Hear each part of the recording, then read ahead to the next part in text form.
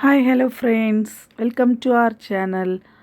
இன்றைக்கி நம்மளோட வீடியோவில் ஒரு சின்ன வித்தியாசமான வீடியோ, ஒரு அவுட்டிங் வீடியோ பார்க்கலாம் வாங்க. இது வெளியில் ஒரு வெட்ட வெளியில் சமைக்கணும்னு ரொம்ப நாளாக ஆசை. அதை இன்றைக்கி ட்ரை பண்ணி பார்க்கணும் அப்படின்றதுக்காக பக்கத்தில் இருக்க ஒருத்தரோட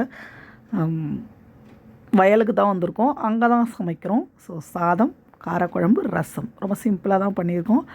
எப்படி ட்ரை வந்திருக்குன்னு பார்க்கலாம் வாங்க. ஸோ தண்ணியை கொதிக்க வச்சு அரிசி போட்டு சாதம் வேக வச்சாச்சு, வெந்துகிட்டே இருக்குது. மீன்வைல் காரக்குழம்புக்கு தேவையானதெல்லாம் கட் பண்ணி எடுத்து வச்சாச்சு. ஸோ முருங்கைக்காய், உருளைக்கிழங்கு போட்டு தான் காரக்குழம்பு வைக்க போகிறோம். இப்போ சாதம் நல்லாவே வேக ஆரம்பிச்சிருச்சு. சாதம் வெந்துடுச்சு. அதை வடியல் விட்டுட்டு இப்போ ஒரு கடாயில் எண்ணெய் சேர்த்து, அதாவது எல்லா இன்க்ரீடியன்ட்ஸும் இங்கே பக்கத்தில் கடைங்கள்லாம் கிடையாது, அதனால் அவைலபிள் இல்லை. எல்லாமே கொண்டும் வர முடியல, சின்னதாக.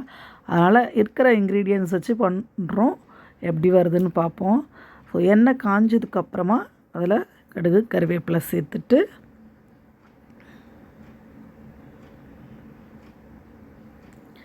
நல்லா கருவேப்பிலை வெடித்து வந்ததுக்கப்புறம் கட் பண்ணி வச்சுருக்க ஆனியன் ஆட் பண்ணி வதக்கிக்க போகிறோம்.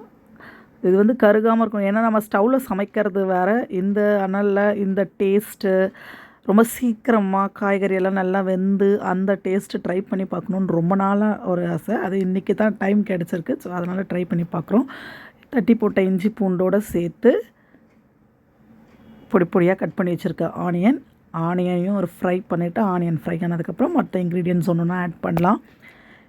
இந்த மாதிரி, அதாவது அந்த காலத்துலலாம் இந்த அடுப்பில் சமைச்சி ரொம்ப ஹெல்த்தியாக ருசியாக இருந்த ஃபுட்டு சாப்பிட்டு ஹெல்த்தியாக இருந்ததாக சொல்லுவாங்க.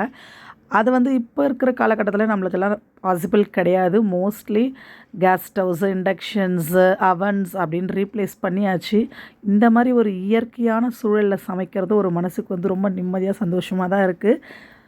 இது எல்லா நாளும் பாசிபிள் இல்லை. அட்லீஸ்ட் எப்பயாச்சும் ஒரு நாள் நம்ம மன அமைதிக்காகவும் ஆசைக்காகவும் ட்ரை பண்ணி பார்க்கலாம் அப்படின்றதுனால தான் வந்தோம். இப்போ பார்த்திங்கன்னா நம்ம வெங்காயம் நல்லா வதங்கி வந்துருச்சு. இது பாத்திரங்கள் கிடையாது, அந்த அடுப்போட அனல் இந்த நம்ம பண்ணுற டிஷ்ஷுக்கு நல்ல டேஸ்ட்டு கொடுக்குமா. ஸோ தக்காளி நல்லா வதங்கி வந்தாச்சு. இப்போ கட் பண்ணி வச்சுருக்க காய்கறிகள்லாம் இதை உள்ள சேர்த்துடலாம்.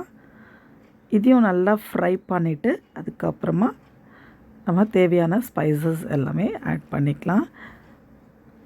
ரொம்பவே சீக்கிரமாக முடிஞ்சிருச்சு. ஆனால் சமையல்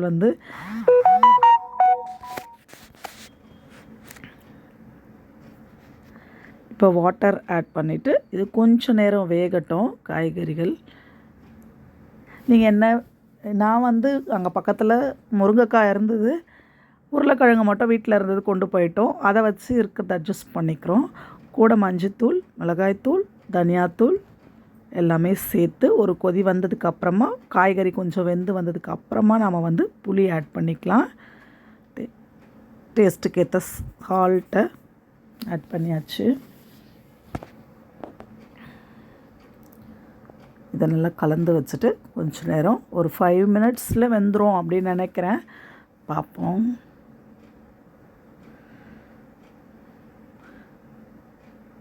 அடி பிடிக்காமல் இருக்கணுன்றதுக்காக நாங்கள் தான் தீ கம்மியாக வச்சுருக்கோம். இப்போ இதை விறகு எல்லாமே எங்களுக்கு எங்கேயுமே தேட வேண்டிய அவசியம் இல்லை. அது வயல் அப்படிங்கிறதுனால நிறைய மரம், செடி, கொடி இருந்ததுனால பக்கத்துலேயே எடுத்துக்கிட்டோம் எல்லாமே.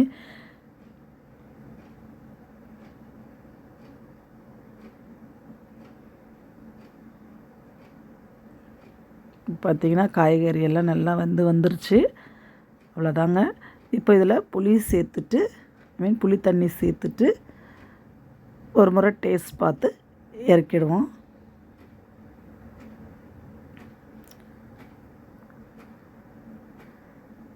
ரொம்பவே சூப்பராக ஸ்மெல்லே ரொம்ப நல்லா இருக்குது. இது ரெடி ஆயாச்சு. அடுத்ததாக ரசம் தாளிச்சிருவோம். அதுக்கு கடாயில் எண்ணெய் சேர்த்து, ஆக்சுவலாக கடுகு இல்லை, கறிவேப்பிலையும் ஆல்ரெடி ரசத்துக்கு எல்லாமே ரெடி பண்ணி வச்சுருக்கோம். பூண்டு, மிளகு, சீரகத்தூள், தக்காளி எல்லாமே போட்டு